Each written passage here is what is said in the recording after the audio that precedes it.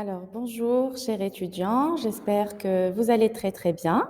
Alors, bienvenue à cette deuxième séance par rapport à notre cours Management S2, Économie et Gestion. Avec vous, Somaya Dlemi, professeure à la faculté des sciences juridiques, économiques et sociales de Casablanca. Donc, ce cours est destiné à tous les ensembles, comme je vous avais déjà expliqué. Hier, je vous avais déjà posté une première vidéo, cours 1. Aujourd'hui, c'est notre deuxième cours. D'accord? Donc, suivez avec moi, prenez des notes et nous restons en contact. Et je reste à votre disposition si vous avez besoin de moi pour pouvoir me laisser des commentaires en bas de cette vidéo-là et je serai disponible pour pouvoir vous répondre. Allez, on y va? Vous êtes prêts? Très bien. Donc, nous allons commencer ensemble le chapitre 1. Définition du concept de management de l'entreprise, à savoir qu'hier, je vous ai déjà expliqué le plan de notre cours, les modalités, le nombre d'heures, etc. Allons-y ensemble. Donc, comment devrait être perçue l'entreprise? Est-ce un monde de challenge, de stratégie? Nous allons découvrir ensemble. Première des choses à laquelle j'attire votre attention déjà, c'est que nous allons axer notre attention, vous et moi, sur une définition générale et puis partir du général vers le particulier. Donc, nous allons nous intéresser à l'intérêt du management dans le cadre de l'entreprise. Comment ce manager pourrait-il être utile pour l'entreprise? Comment le management peut-il être facilitateur dans le cadre de l'entreprise pour que le quotidien soit beaucoup plus axé vers la performance? Donc, on y va ensemble. Je vais agrandir un peu pour que ça soit plus visible. Voilà. Donc, si on réfléchit autour du management, qu'est-ce que c'est? C'est l'art de conduire. Le verbe conduire, ça vous rappelle avion. Le conducteur d'un avion, c'est un pilote. Donc, pareil en entreprise. Quand vous êtes en entreprise, vous êtes le pilote. Et vous faites du pilotage salarial. Vous faites du pilotage organisationnel. Vous conduisez vos équipes vers la réussite. Vous conduisez votre team vers l'atteinte des objectifs. Donc, c'est l'art de conduire. On a aussi utilisé le mot art parce qu'il faut être diplomate, généreux, réfléchir à l'autre, être empathique. Je sais, ce sont beaucoup de qualités, mais c'est indispensable dans le profil d'un manager. Donc, l'art de conduire, de diriger. Qui dirige?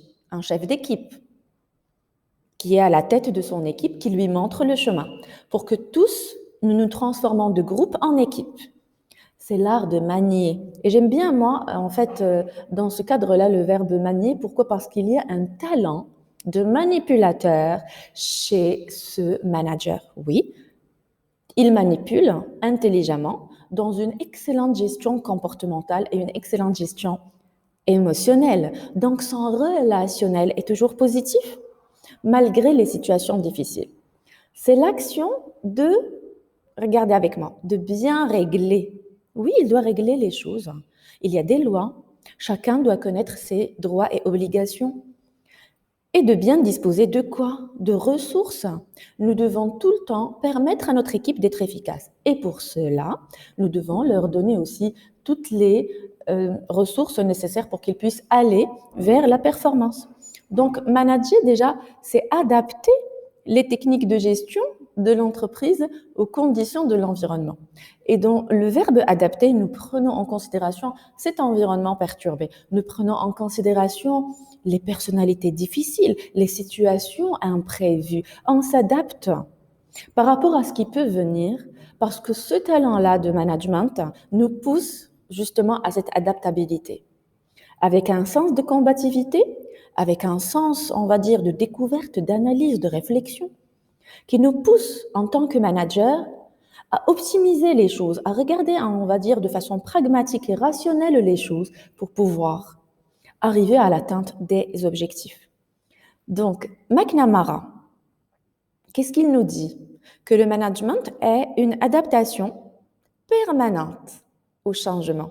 Vous avez remarqué avec la Covid-19, personne n'avait soupçonné un jour que nous aurions une fermeture subite de certaines entreprises ou la fermeture subite de certains départements. Personne n'avait aussi soupçonné que certaines activités allaient avoir un arrêt subit. Donc, c'est un choc au niveau économique, c'est un choc au niveau aussi culture d'entreprise qui doit aussi aujourd'hui se régénérer vers un nouveau design organisationnel. Et c'est là le talent du manager, qu'il réfléchisse à gérer les risques en avance. Il n'attend pas les crises, il va gérer les risques. Pourquoi? Parce qu'il sait que l'environnement n'est pas stable. L'environnement est perturbé, il est changeant. Certains éléments peuvent survenir, et donc il ne faudrait pas qu'on puisse attendre la crise et le problème qu'il soit là. Mais dans une culture de prévoyance, dans une culture d'intelligence comportementale avec les situations, il est beaucoup plus intelligent de la part du manager, regardez, de s'adapter à ce changement et à utiliser les stratégies adéquates face à n'importe quelle situation. Ne vous inquiétez pas, nous allons découvrir doucement. Si nous allons retenir 3 concepts, gestion, direction et pilotage. Il doit se gérer, gérer les équipes, gérer les missions, gérer le quotidien, gérer les imprévus, gestion du temps aussi, le team building, il doit transformer les groupes en équipes, les pousser à regarder la même direction. C'est un travail de longue haleine. Sans patience et générosité, sans sens de communication, il ne pourra jamais y arriver. Et je vous invite, chers étudiants, à développer ces qualités-là pour pouvoir être le manager de demain pour un Maroc meilleur. Direction, c'est le deuxième concept auquel j'attire votre attention. Oui, il dirige, il montre le chemin. Donc, il doit lui-même ne jamais être dans le dilemme. Il doit avoir une claire vision des choses. Il sait où il veut arriver. Il sait à qui confier les missions. Il sait sur qui reposer et sur quoi reposer. Et investit justement les bonnes ressources pour, on va dire, arriver à une performance de l'entreprise. Donc, qu'est-ce qu'il fait? Il fait du pilotage. C'est un pilote, comme un pilote d'avion. Il essaie de prendre l'avion, on va dire, et son équipage dans le souci d'arriver au port, au bon port, dans une mesure de sécurité. Il réfléchit comment, malgré vent, malgré tempête, malgré tout imprévu, il doit arriver avec son avion et son équipage au port et garantir la survie de son équipage. Et bien, c'est pareil pour le manager. Dans un souci de sécurisation, d'optimisation, de fidélisation de ces salariés-là, il doit faire du pilotage pour pouvoir les conduire justement à maintenir leur performance, donc à une performance maintenue. Regardez avec moi aussi, j'ai mis ensemble de techniques d'organisation. Sans plan de travail, on ne peut pas. Et d'ailleurs, chaque matin, pourquoi ne pas briefer ses salariés? Un briefing quotidien peut-être sera utile pour un manager. 15 minutes, une petite réunion dans laquelle on se fixe les objectifs du jour, qui doit faire quoi, comment et dans quelle mesure, avec quel délai. Un sens organisationnel permettrait beaucoup plus à ce manager d'impacter positivement son équipe et la pousser vers la performance. De direction, de gestion de l'entreprise, pour que, regardez avec moi l'objectif, l'entreprise atteigne ses objectifs. L'important, c'est que nous puissions tous œuvrer pour pouvoir maintenir l'entreprise en vie, mais pas que. Lui permettre aussi d'arriver à ses objectifs. Et si l'entreprise va bien, sa santé économique va bien, nous maintiendrons aussi nos emplois. Ça nous permettrait aussi d'évoluer, ça nous permettrait de prouver nos mérites, nos qualités, nos compétences. Donc, qui dit entreprise gagnante, dit salarié gagnant. Donc, c'est dans un système win-win. Nous serons tous winners, tous nous serons gagnants. Je vous emmène avec moi vers un autre concept. J'espère que vous prenez des notes. Voilà, donc, puisque tout évolue, les produits évoluent, la consommation de nos aïeux, la consommation de nos grands-mères, ce n'est absolument pas, alors je reviens, ce n'est absolument pas comme la consommation d'aujourd'hui. Aujourd'hui, avec la mondialisation, tout le monde veut consommer d'une façon exponentielle, aux normes internationales. Tout le monde veut être à la hauteur de l'image sociale. Donc, tout évolue. D'où le souci, vous allez me dire, madame, c'est la créativité, l'innovation. Oui, Et puisque l'homme évolue, l'entreprise doit évoluer aussi, son style de management doit évoluer aussi, dans un système de positivité, de création et d'adaptation à ce monde qui bouge. Nous ne pouvons pas rester les mêmes. Il faudrait peut-être évoluer pour pouvoir correspondre à ce marché compétitif, à cet environnement compétitif. Donc, oublions la notion statique des choses. Et il n'y a pas peut-être de perfection, nous la recherchons, c'est une quête. On recherche la perfection, mais peut-être qu'on n'y arriverait pas finalement. Mais cette recherche, ce processus de développement, c'est ce qui donne vie au management pour qu'on puisse toujours agir, toujours donner, dans le plaisir et dans l'action. Donc, ici, il ne faut jamais s'attacher à cette notion statique des choses. Et dans les années 60, on me disait que ne pas gérer complètement la réalité serait peut-être dangereux pour chaque liberté personnelle, parce que peut-être bien, il y a des émotions incontrôlées qui peuvent mener à certains comportements néfastes. Donc, je vous invite, chers étudiants, à réfléchir en tant que dirigeant futur, en tant que manager futur, à observer, à partir vers cet environnement perturbé, ne pas avoir peur, mais déployer des stratégies d'attaque, de défense, pour pouvoir, en faisant cette adaptation-là, vous maintenir vous-même en tant qu'opérationnel et en tant que fonctionnel. Je vais essayer de régler un tout petit peu, voilà, l'image pour que vous puissiez regarder l'ensemble de mon PowerPoint. Alors, vous remarquez combien d'éléments nous devons subir? On ne va pas l'appeler subir, mais beaucoup plus être à la hauteur, être responsable.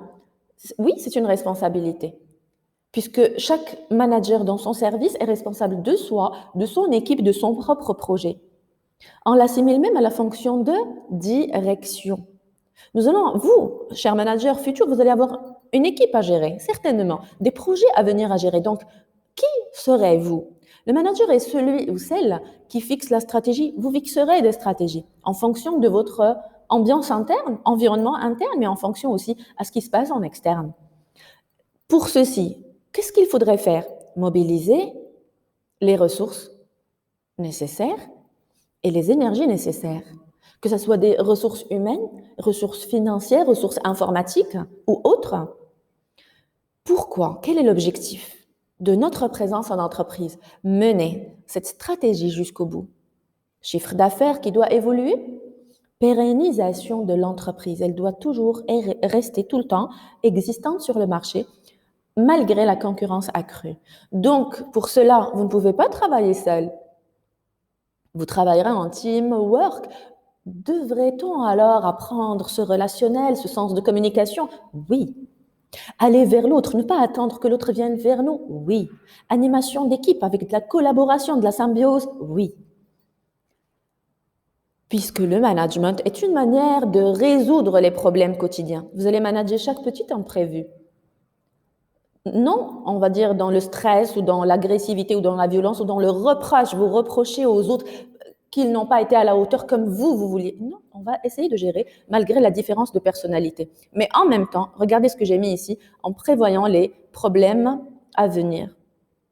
Donc, finalement, l'entreprise, qu'est-ce que c'est? C'est un monde nouveau peut-être pour vous, mais passionnant, je vous garantis. C'est une organisation de production de biens ou de services. On doit produire pour répondre aux besoins continus des consommateurs, mais on doit aussi gagner de l'argent.